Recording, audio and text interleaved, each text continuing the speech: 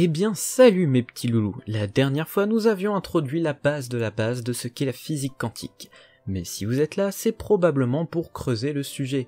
Alors faisons vite, faisons fort, la dualité onde-corpuscule. Un classique indémodable et passionnant sujet. Tout vulgarisateur, amateur ou scientifique qui souhaite s'intéresser à la physique quantique aborde très rapidement ce concept, et nous allons donc en parler dans cet épisode.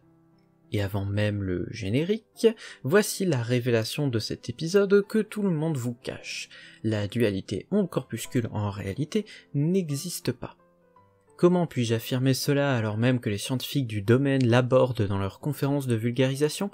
Eh bien restez et vous verrez. Mes amis, parlons science, la dualité onde-corpuscule.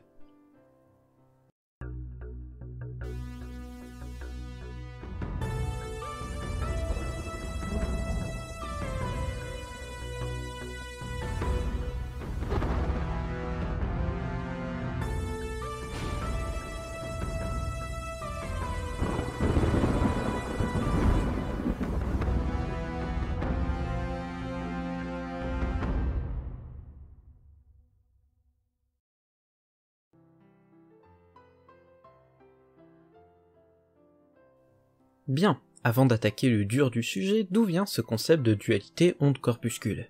Puis nous verrons ensuite ce que c'est et dans quel contexte cela intervient, pour finalement comprendre ce qu'implique réellement ce phénomène et comment l'utiliser.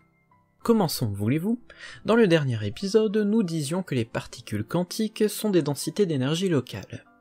Il y a une chose que j'ai suggérée sans aborder concrètement, ces particules ne sont ni des billes solides, ni des bulles de gaz, d'où le fait que j'ai choisi le mot énergie. La question peut se poser, ces machins microscopiques composés de cette sorte d'énergie, ils se comportent comment? Parce qu'au final, c'est ça la physique quantique, étudier le comportement de notre univers à très petite échelle. Et bien suite à des expériences, puis suite à des calculs prédisant le résultat des prochaines expériences, dans la première moitié du XXe siècle, et notamment dans les années 20, on va se rendre compte que selon l'expérience que l'on fait subir à une particule quantique, parfois la particule réagit sur le capteur comme une petite bille solide, un corpuscule, parfois comme une onde avec des interférences et peu localisée. C'est d'ailleurs dans les années 20 que sera fondé ce concept de dualité onde-corpuscule. Alors la dualité onde-corpuscule, qu'est-ce que c'est? Certains ont sans doute essayé de vous expliquer que les particules sont parfois une onde, parfois un corpuscule. Faux, les particules ne changent pas leur nature fondamentale juste pour faire plaisir à l'expérimentateur. D'autres auront peut-être dit que les particules sont à la fois un peu un corpuscule et un peu une onde. Complètement faux. Si c'était le cas, une particule ne pourrait pas totalement réagir comme une onde si elle était au moins en partie corpusculaire. D'autant plus, ces deux concepts s'opposent. Non, la vérité est ailleurs. L'image la plus reprise pour expliquer ce concept, et qui est très pratique somme toute, est l'image du cylindre. Comme vous pouvez le voir, littéralement sur cette image, le résultat de l'observation n'est pas forcément la totalité de la réalité. Parfois je peux observer un cercle, une onde, parfois je peux observer un rectangle, un corpuscule. Pour autant, la particule n'est pas parfois un cercle, parfois un rectangle, ou un peu des deux. La particule est ici un cylindre. C'est une chose que beaucoup de personnes qui manient le concept semblent oublier. Souvent j'entends dans des conférences, même faites par des physiciens, que la particule devient une onde dans telle expérience. Et personnellement, si j'ai évité le piège, c'est grâce à Étienne Klein qui met en garde non seulement dans plusieurs de ses conférences, mais aussi dans son livre Petit voyage dans le monde des quantas, contre cet abus de langage. Il dénonce d'ailleurs lui-même comment certains de ses collègues en viennent à dire des choses qui sont scientifiquement aberrantes à cause d'un manque de vocabulaire quantique.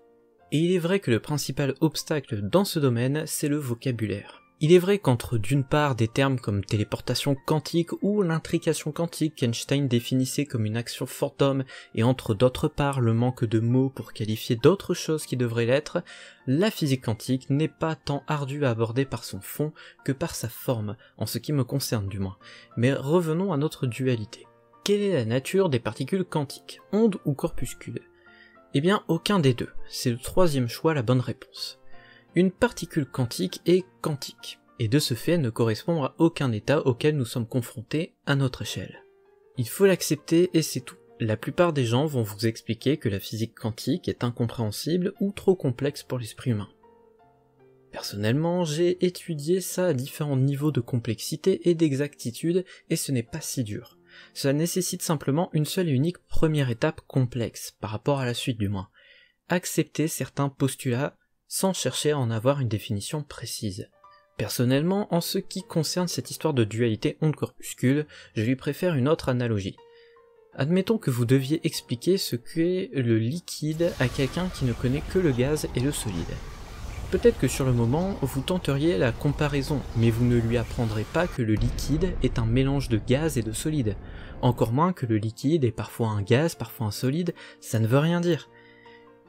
Une matière qui est liquide peut devenir solide, mais dans ce cas, ce n'est plus un liquide. Les particules quantiques, c'est un peu pareil. Il faut admettre que c'est un truc unique, qui n'existe pas à notre échelle, et qu'il ne faut pas chercher à comparer avec des trucs qu'on connaît, sous peine de s'induire soi-même en erreur. Une particule quantique n'est que quantique, point. Peu importe son comportement en expérience. Enfin, jusqu'à preuve du contraire, évidemment. J'aimerais maintenant que l'on revienne sur ma déclaration du début de la vidéo. La dualité onde-corpuscule n'existe pas ? Alors oui et non, je me suis un peu emballé. Enfin, pour être exact, tout dépend de ce que l'on vous présente comme étant la dualité onde-corpuscule. À proprement parler, en physique, la dualité onde-corpuscule est un concept qui décrit ce phénomène, comme quoi une particule adoptera le comportement d'une onde dans une situation donnée, puis le comportement d'un corpuscule dans une autre situation. Cela en soi, c'est vrai. En revanche, ce n'est qu'un concept, pas une réalité. Comme on vient de l'expliquer, une particule quantique n'a rien de l'onde ou du corpuscule. Le nom d'ailleurs porte à confusion. Je sais que je ne suis pas là pour donner mon avis, mais je trouve le nom très impropre. C'est vrai quoi, dualité. On dirait un combat entre l'onde et le corpuscule. En réalité, il ne s'agit pas de déterminer qui a raison entre les partisans de l'onde ou du corpuscule, ou de faire remporter l'un sur l'autre. Il ne s'agit pas non plus d'une cohabitation d'ailleurs, comme pourrait également le laisser suggérer ce terme de dualité. Libre à vous de lui donner un petit nom perso ou de juste appeler ça quantique, mais dans la réalité, il n'y a pas de dualité physique entre ondes et corpuscules au sein des particules. Ça ne reste qu'un concept analogique, métaphorique si vous préférez, et c'est tout. Voilà d'où venait cette déclaration, certes un peu choquante du début de l'épisode. Et bien sur ce, adorable viewer, je vous dis à la prochaine, pensez à commenter, liker et partager, prenez soin de vous et à bientôt dans un prochain Parlons Science.